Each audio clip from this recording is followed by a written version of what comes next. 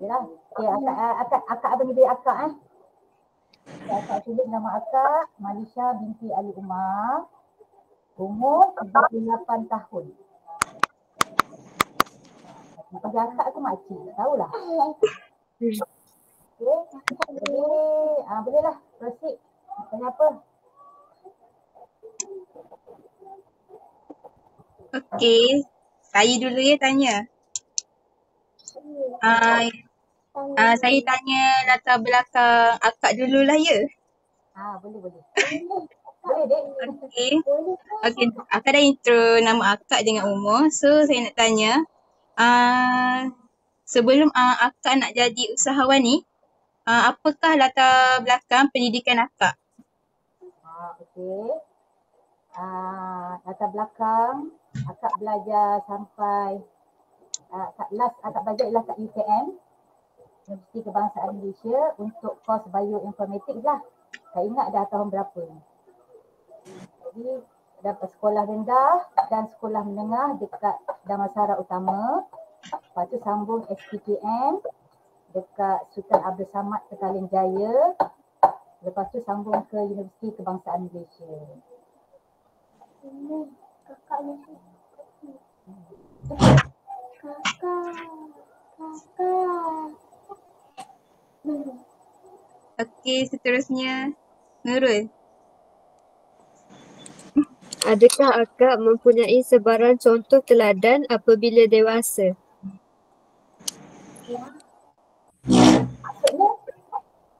Maksudnya adakah akak sekarang ada contoh teladan ke atau masa akak kecil ke? Ke macam mana? Maksudnya sebelum sebelum akak jadi usahawan ni, apakah contoh teladan akak untuk akak nak jadi usahawan ni? Kita faham. Sebab akak membesar, mak dan ayah akak ni berniaga. Mak ayah akak berniaga.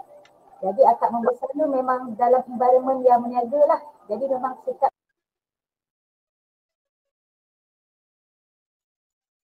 kita ada ini kecil lagi kita lah indirectly ke directly ke dalam bisnes keluarga ni. Jadi sempat dari situ, tapi kita tak berani nak cuba.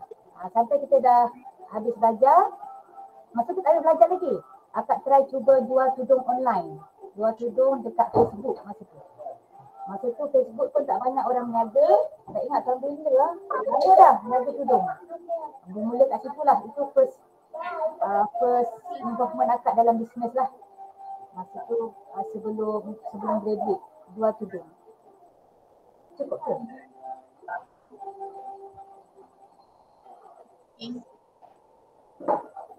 Ada lagi? Amira nak tanya apa-apa tak? Muka macam nak tanya dah tu. Amira ada apa-apa soalan? Ada. Tanya. Saya teruskan tak? Bilakah anda tahu anda ingin menjadi seorang usahawan? Bila akak rasa akak tahu akak nak jadi usahawan masa akak buat practical internship. Sebab masa tu kita akak praktikal dekat Majlis Kanser Nasional. Jadi masa tu akak dalam bidang pekerjaan lah. Masa tu akak tahu, akak tak nak kerja macam ni, akak nak bisnes.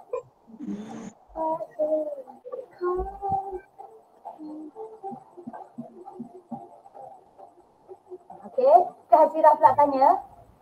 Okey, saya pula tanya. Adakah ibu bapa akak mempunyai jiwa keusahawanan? Ibu bapa akak mempunyai jiwa yang sangat keusahawanan. Especially mak akak lah.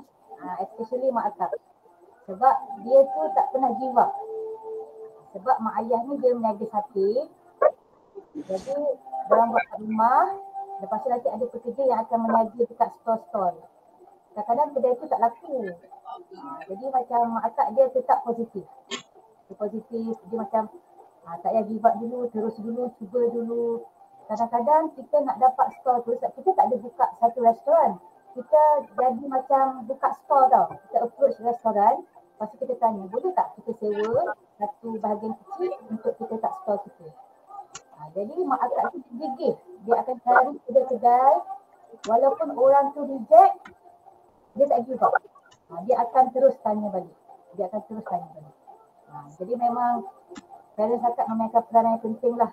Sebab dia memang mempunyai jiwa keusahawanan. Okey. Apakah motivasi utama akak untuk memulakan perniagaan? Motivasi pertama akak untuk memulakan perniagaan pertama perniagaan sekarang. Yang mana-mana je? Yang mana-mana je.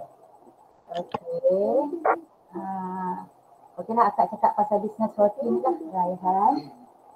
Pasal business roti ni, the first motivation ialah sebab masa tu PKP. Jadi masa tu kita orang punya income semua tak ada lah. Sebab kita sebelum ni buat dahulu, lepas tu dah tak ada. Jadi bila dah tak ada tu, jadi akak rasa macam kita kena cari jalan. Macam mana kita nak survive lah, macam mana kita nak dapat income lain. Masa itulah yang motivate akak first untuk belajar pasal roti. Akak belajar pasal roti, akak try. Lepas tu kita open order kat sini lah. Itu the first motivation lah. Lepas tu second motivation ialah bila kita dapat respon yang positif. Bila kita dah buat, kita nampak ramai yang suka, ramai yang repeat order, jadi kita continue sampai sekarang. Yang tu pun adalah faktor-faktor yang membawa akak lah untuk start berniaga kan? Betul. Okay. Soalan lain, apakah matlamat akak pada masa yang akak nak start berniaga tu? Matlamat akak masa tu. Matlamat pertama tu simple je, to survive. Matlamat pertama dia. Lepas tu bila kita dah boleh survive, matlamat kita bertukar pula. Macam mana kita boleh contribute dekat komuniti kita. Macam akak bermula dengan matlamat untuk survive. Sebab masa tu kita fikir dah kita dah tak ada income. Lepas tu bila dah okey, dah stable, jadi matlamat kita bertukar. Daripada diri kita kepada orang lain pula. Matlamat kita nak tolong orang, masa kita nak contribute kat orang lain pula. Itu saja. Okey, apakah ni soalan dia, apakah jenis rangkaian yang anda ada? Adakah terdapat perkara kreatif yang anda lakukan untuk menghasilkan sumber yang diperlukan? Tadi akak dah jawab kan, TikTok kan? Dah kan? Contoh risiko ketika akak start bisnes tu apa? Contoh dia. Masa kita start bisnes tu, kita kena, bila kita dah start dapat sale, kita nak grow, kita kena invest beli lebih banyak mesin. Jadi kita macam bimbang, berbaloi tak? Beli mesin sampai 10,000, beli mesin sampai 5,000 ni, 3,000 ni. Kita bimbang, kita cakap berbaloi tak? Kita takutlah satu investment kita ke atas mesin-mesin ni memberi pulangan balik tak dekat kita. Itu antara benda yang membimbangkan lah. Kedua, ialah bila kita dah hire staff. Kita bimbang juga sebab kita ada satu komitmen yang tetap kita kena bagi komitmen dekat staff kita kan, gaji apa semua kan. Lepas tu ada juga kebimbangan dia sebab kita based online. Jadi kita bimbang pasal parcel jugalah. Parcel sebab sepanjang dia punya delivery tu, logistik dia, kita risau juga.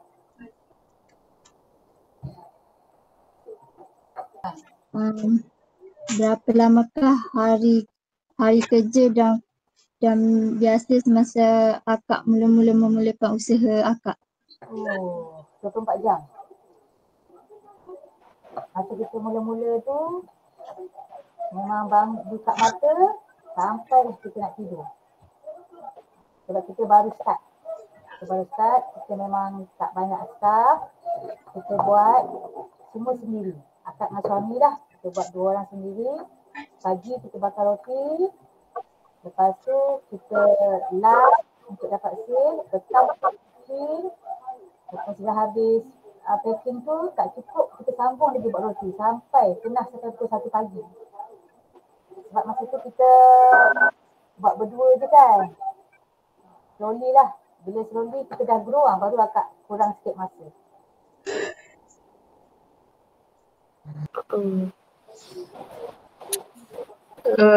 Ada. Adakah akak menulis perancangan perniagaan? Tulis. Walaupun comot-comot. Maksudnya dia taklah perfect. Dia tak perfect. Dia tak ada macam satu blueprint orang panggil kan. Yang lengkap je. Tapi akak tulis. Akak tulis target akak. Jadi akak tulis nak target tu apa akak nak buat. Akak memang tulis dekat dalam journal.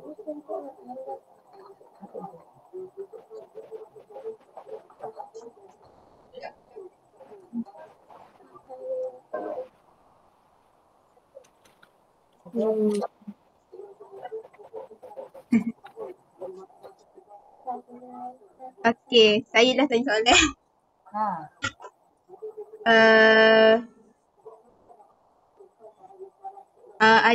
Adakah akak bersedia untuk start berniaga pada masa tu?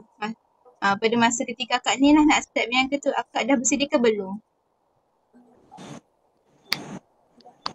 Tak bersedia kot. Tak bersedia. Sebab dia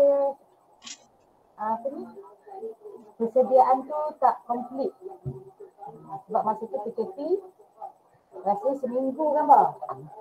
Sebab roti tu seminggu PKP tu kita tak tahu nak buat apa. Lepas tu masa tu viral pasal roti Gardenia tak cukup. Masa tu kita buat semua cepat-cepat. Masa lepas tu terus pergi masuk PJJ. Belajar roti pun belajar online je. Dah belajar online, dah tengok nota, dah tengok tutorial. Esok terus buat, try. Lepas tu tak bersedia pun. Tapi terus open order. Kita buat je. Kita cuba je. Jadi, berapa lama ataupun berapa hari biasa untuk ambil masa untuk start semua? Seminggu kot. Seminggu. Sebab masa tu first kita dah ada idea. Kita dah ada idea dah. Lepas tu kita ambil masa sehari ke 2 hari untuk belajar. Lepas tu another 2 days untuk kita try resipi. Tengok boleh buat ke tak. 5 hari lah. Seminggu lah letak seminggu. Lepas dah try, kita dah bagi kawan-kawan, kita dah bagi jiran, kita dah dapat feedback. Lepas tu kita terus proceed.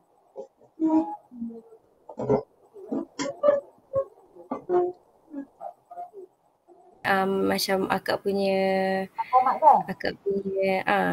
start akak mulakan bisnes ni macam apa yang akak rasa macam nampak berubah? Macam tadi akak tu share, matlamat akak tu fokus kita tu berubah. Kita start untuk survive untuk diri kita. Along the way kita dah grow, matlamat kita tu bertukar. Oh, ini bukan lagi pasal diri kita, ini pasal apa yang kita boleh bagi dekat orang lain. Macam tu. Kalau untuk kita je cukup makan boleh dah. Tak payah buat besar-besar. Tapi kita fikir orang lain. Apa yang kita boleh bantu dekat jiran kita boleh sediakan pekerjaan. Macam tu. Ataupun apa yang kita boleh bantu, contoh ramai customer kita cari roti ni. Sebab roti ni biasanya dia kalau big company lah, dia biasanya jarang ada Muslim company. Kalau roti yang ada kan di dunia. Yang lain semua tu dia lain. Jadi kita rasa macam kita penting daripada matlamat kita tentang diri kita sendiri. Ini penting. Sebab kita nak ada nak orang lain ada pilihan. Oh ni orang kita punya, local punya produk.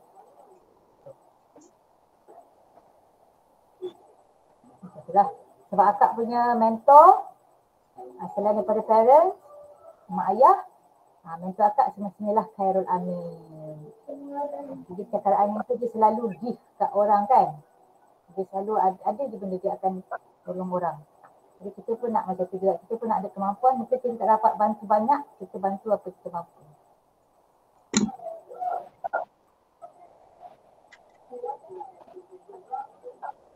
Lagi. Okey, saya nak tanya. Berapa lama dah akak dalam perniagaan ni? Maksudnya bisnes roti ni lah. Kalau bisnes roti, kita start daripada PKP. Berapa tu? Tahun berapa? PKP berapa?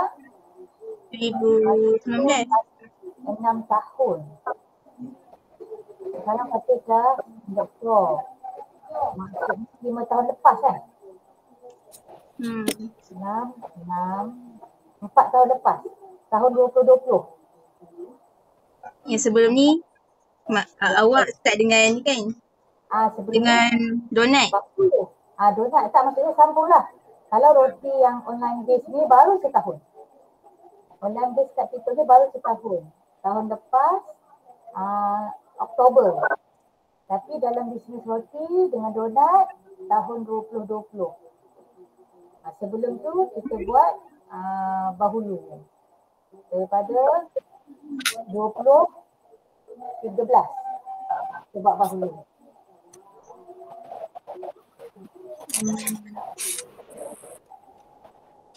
Jelas ke Kak? Zulaika? Jelas. Ada lagi? Saya nak tanya Kak. Boleh. Kak, lihat yang buat ini berdasarkan pengalaman akak sendiri, jika ada student yang berminat untuk memulakan usaha macam akak. Kalau akak, contoh ada orang tanya nasihat, student tu dia ada niat untuk meniagakan.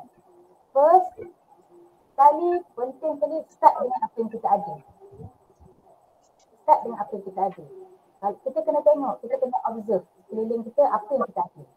Apa yang kita ada tu yang kita boleh jadikan bisnes. Mesti ada. Mesti ada. Yang penting kita kena cari. Mesti ada. Contoh, bisnes tu tak semestinya lah barang kan. Kadang-kadang boleh jadi servis. Dia mesti boleh. Dia mesti ada. First, start dengan apa yang kita ada. Lepas tu kedua, terus belajar. Terus belajar pasal bisnes, terus masuk kelas, terus cari mentor. Ni dia ajar pasal bisnes ni, kita belajar. Macam tu. Kalau baru-baru first lah. Tu. Lepas tu, start dengan apa yang kita ada dan start small. Jangan kita baru nak meniaga, contohlah. Macam Kak beri kelas-kelas dulu tu, kalau Kak beri kelas, kadang-kadang jumpa juga orang-orang muda ni, dia nak meniaga, dia contoh dia nak jual hari tu ada tu serum kot. Bukan. Lotion. Lotion yang bila kita pakai kat tangan dia putih. Kita sapu kita kan. Jadi dia tak akan berharga, tapi dia ada yang besar daripada mak ayah. Dia terus order benda tu banyak, beribu-ribu daripada kilang. Tapi dia tak dapat jual. Sebab dia masih baru kan. Dia masih baru. Jadi rugilah. Kat situ. Jadi sebenarnya kita small je, kita boleh jual produk orang lain dulu. Untuk kita dapat pengalaman tu. Kita cari pengalaman dulu. Cari pengalaman, start dengan apa yang kita ada. Start pengalaman, cari ilmu.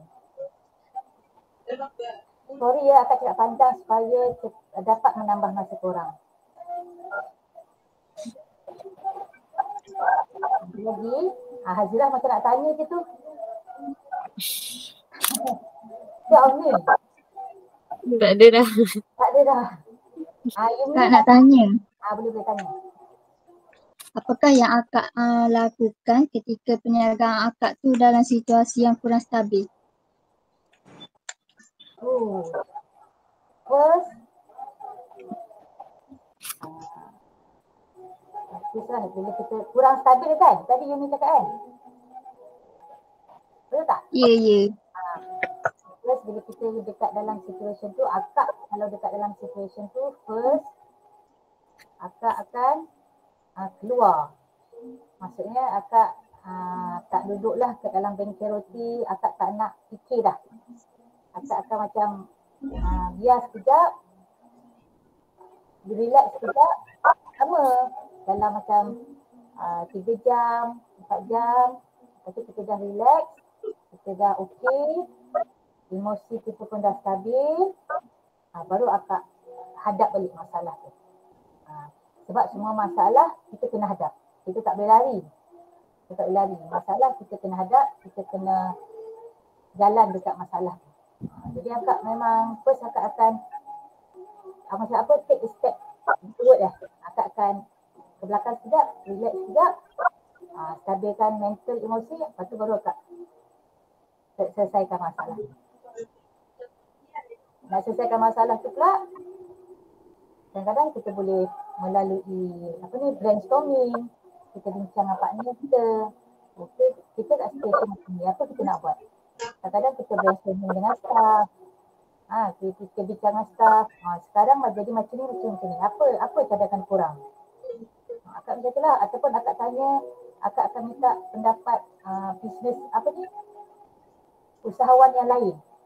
Yang sama niche, yang sama platform macam akak akan tanya juga pendapat diorang. Apa pendapat korang kalau macam ni? Jadi bila kita dapat semua nasihat-nasihat tu, baru kita decide.